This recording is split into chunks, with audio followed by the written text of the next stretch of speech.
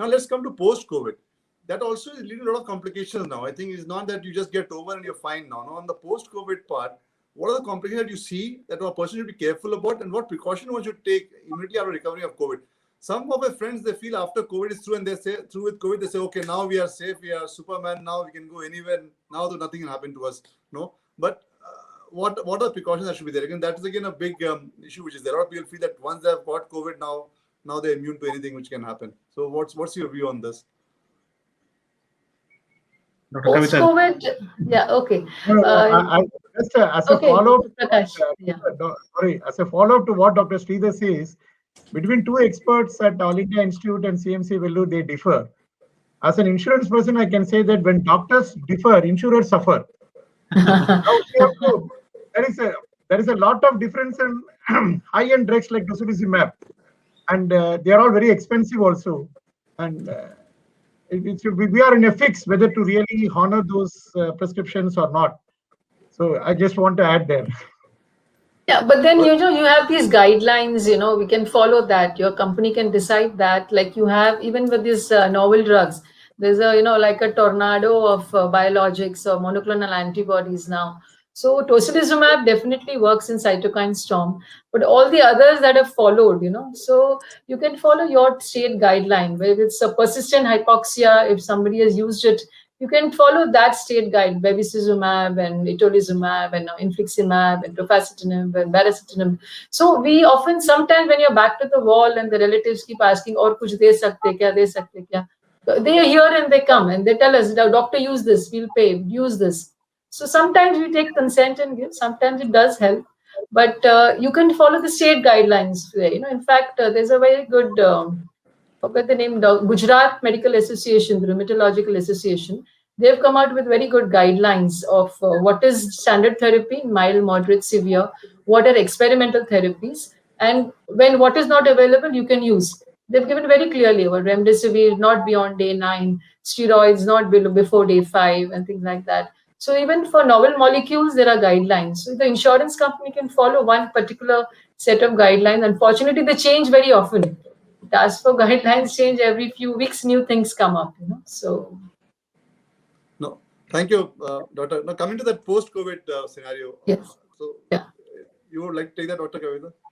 Yeah, post-COVID, I think I always tell most of the patients, post-COVID recovery is 2 months, back to original, what we say.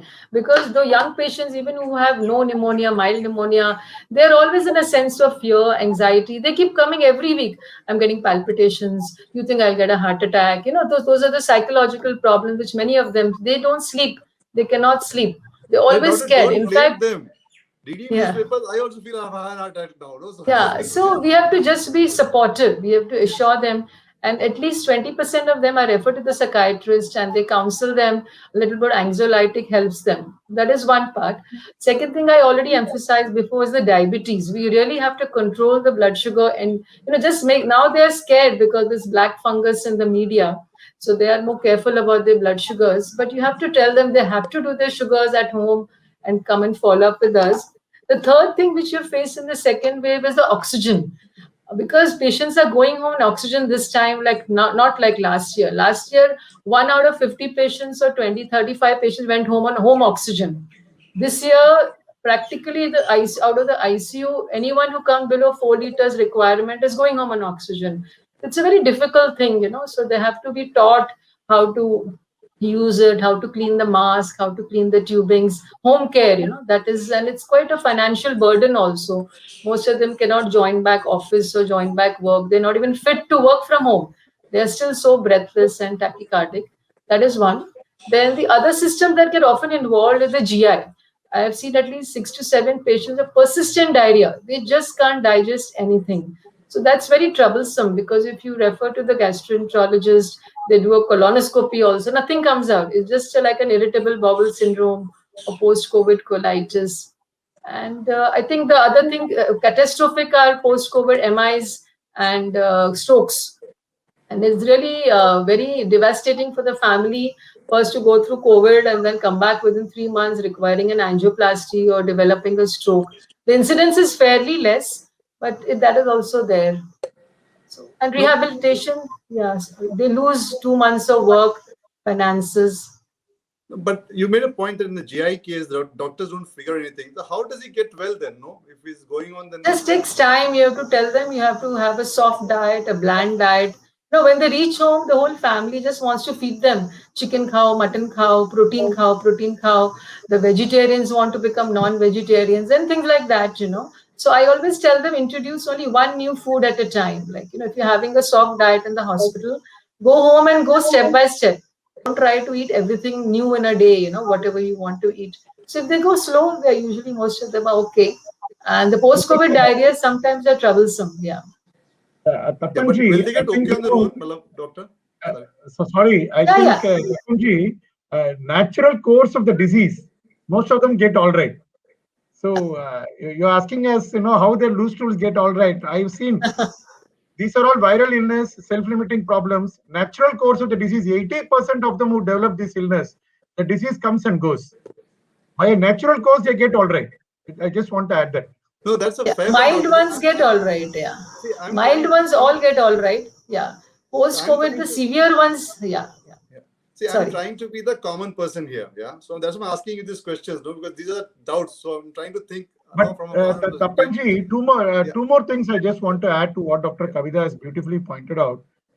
In my limited experience, I've seen people suffering from COVID with lot of comorbidities. They may have sarcoidosis, they may be already on steroid, they develop COVID. So I used to closely monitor them, connect them to the pulmonologist, and then see that, you know, I used to cross my fingers and see, closely watch and see whether they are getting all right. But I've seen in my limited experience, people who are confident, they perform extremely well. People who are not scared, who are very confident, and they do very well. This point, like, you know, I want to emphasize in a big way. And second thing is, for people who don't have a health insurance policy, and after they contract COVID-19, after discharge, I think they should walk in and buy a health insurance policy for themselves. So the post-COVID sequelae, I think Dr. Kavita and Sridhar, when you follow up the patients, you should tell them, get an insurance policy for yourself. Should we say Star or Bajaj? Anything. See, the issue is simple, doctor. I think if a customer saves their life and we're able to be of any assistance, very happy. India is such a huge country, 70 crore uninsured who can afford. So not a worry. So I think let's come to the other point, doctor. When you said gets okay on its own, let's say, no, that is the phase in which the psychological stress builds up, no? 1 month, 15 days, 2 months, 3 months, like Dr. Kavita mentioned, 2 months. So now if a patient knows 2 months, I have to have patience, I have to check my parameters and keep, like you said, be confident and be happy with what it is, and we'll overcome this. Then I think that hope will ensure the patient is able to overcome this. Now in the 2 months or 3 months it takes, the patient has no clue and is going through all this palpitation, all this diarrhea, and he would be thinking the world is coming to an end. And the negative mindset play would actually become more dangerous, if I hear you right, Dr. Prakash. No? So this is where this understanding has to come, that even if you're having this and nobody's able to figure out what it is, if it is viral, it's going to take 2 to 3 months. Have patience, be smiling, and be confident. And this too you shall overcome. Am I able to sum it right, Dr. Sridhar? Yes. Majority of them will get better and return to completely Yes. normal.